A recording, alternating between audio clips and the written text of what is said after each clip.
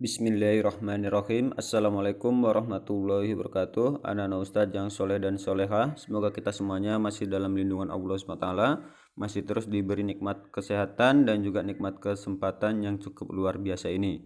Pada kesempatan ini Ustadz akan melanjutkan pelajaran tematik kita, yaitu masih di tema 5 tentang ekosistem, subtema 1 komponen ekosistem, muatan IPS KD 3.1 dan 4.1. Bagi anak Ustadz, silahkan buka buku halaman 82, yaitu mengenai letak geografis Indonesia, yang mana pada pertemuan di awal kita masuk itu sudah saya jelaskan ya mengenai letak geografis Indonesia menggunakan peta yang di sekolah kemarin ya, sempat kita tatap muka kemarin kan di sekolah. Nah, itu sudah saya jelaskan ya. Letak geografis itu adalah letak suatu negara atau wilayah berdasarkan kenyataan di permukaan bumi.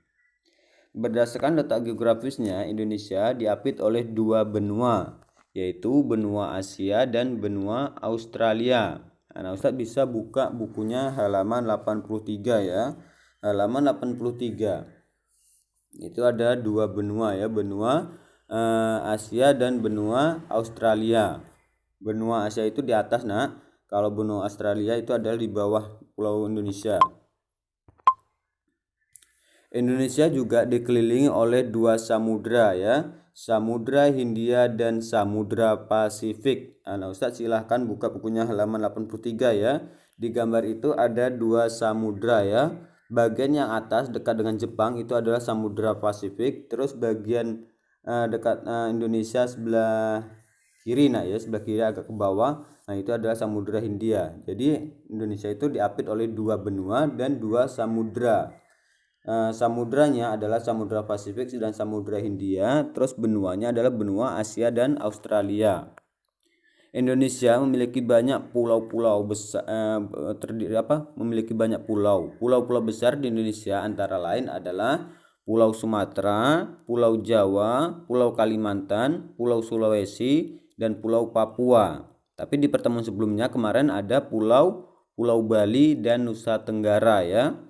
Nah, tapi di sini tidak disebutkan ya.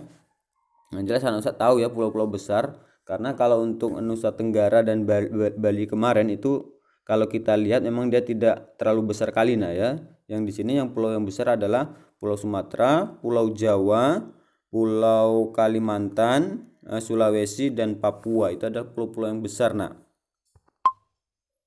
Batas wilayah Indonesia, kita lihat bagian utara, bagian atas itu berbatasan dengan Malaysia, Singapura, dan Samudra Pasifik. Nah, Ustaz bisa lihat bukunya ya, halaman 83. Itu bagian atas itu berbatasan dengan Malaysia, Singapura, dan Samudra Pasifik.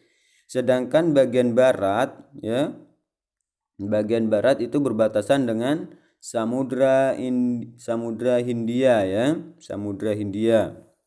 Terus bagian selatan itu berbatasan dengan Samudra Hindia, Laut Timur, Timur Leste, dan Australia yang bagian bawah. Nah, terus yang bagian timur itu berbatasan dengan Samudra Pasifik dan Papua Nugini. Tolong bedakan ya antara Papua dengan Papua Nugini.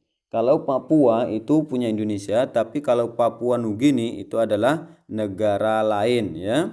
Itu adalah batas-batas Indonesia. Nah, Ustaz bisa langsung lihat bukunya, langsung lihat petanya di halaman 83.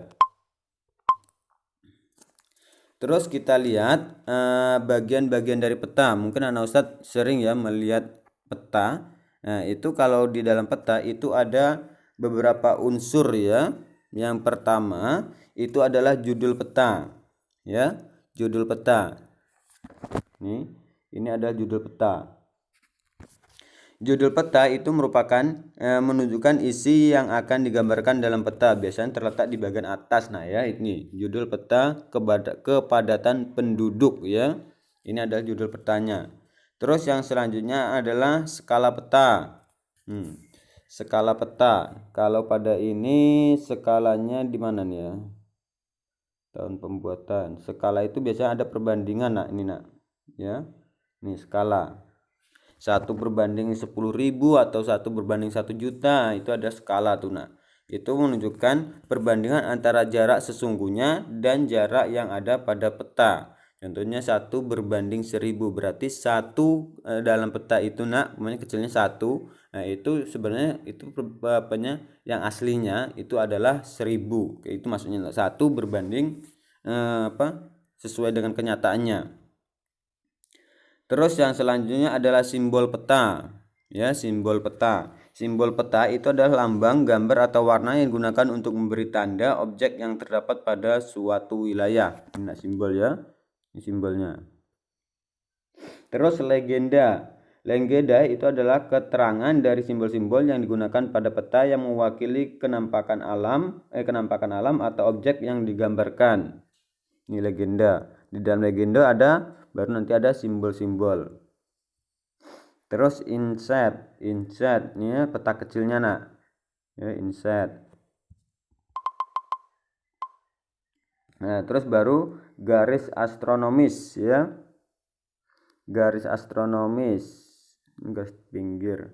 Garis astronomis tuh nak biasanya garis-garis yang kayak kalau di dalam buku tuh nak yang peta-peta tuh nak ya. Itu adalah kalau seandainya anak ustadz menggunakan garis astronomis itu ada mempermudah anak ustadz dalam menggambar tuh nak ya. Garis astronomis itu di permukaan bumi yang terdiri atas garis lintang dan garis bujur ya. Garis yang seperti kayak gini nak. Ada kan garis-garis seperti ini. Nah, terus nanti yang disebut dengan garis lintang dan garis bujur. Terus kalau garis tepi, ini garis tepi ya, garis yang digunakan untuk membatasi ruang peta. Jadi tidak boleh membuat gambar peta itu sampai keluar dari garis tepi. Terus petunjuk arah mata angin.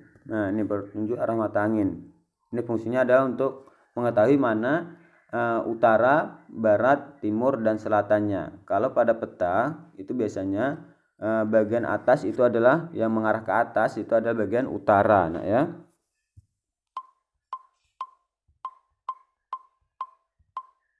ini sebenarnya sudah saya jelaskan di video sebelumnya juga nah ya. Oke, kita lanjutkan. Ini kenampakan alam pada peta. Nah, Ustaz bisa buka bukunya halaman 88 ya. Kenampakan alam pada peta. Kenampakan alam yang terdapat pada peta antara lain samudra atau laut, sungai, danau, rawa, sungai, gunung, dataran rendah dan dataran tinggi ya. Itu kenampakan alam pada peta. Kenampakan alam pada peta digambarkan dalam bentuk simbol dan warna ya. Nah, itu seperti gambar yang tadi itu nak kan, itu ada warnanya yang birunya biru pekat, birunya biru agak agak transparan. Nah, itu ada dijelaskan di dalam simbol-simbol ya. Kenampakan alam itu akan berpengaruh terhadap mata pencarian warganya ya.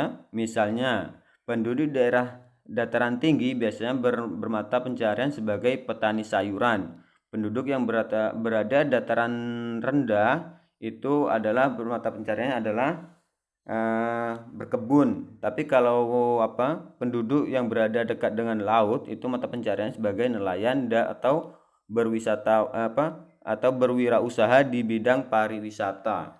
Jadi kenampakan alam itu berpengaruh akan penghasilan orang-orang yang ada di sekitarnya nak ya. Nah, ini adalah simbol dan legenda dalam peta nak ya. Ini untuk Indonesia ya, sedangkan ini negara lain. Ya, simbol-simbol pada peta biasanya seperti kayak gini nak ya. Kayak yang pertama, bandara udara. Itu nanti ada apanya nak? Ada lambangnya di dalam di dalam peta tuh. Yang ada pesawat, gambar pesawat itu berarti menandakan kalau itu adalah bandara udara. Terus pelabuhan laut ada gambar kapal. Ya, banyak simbol-simbol pada peta nak ya. Mungkin ini dulu nak mengenai penjelasan muatan IPS kita hari ini.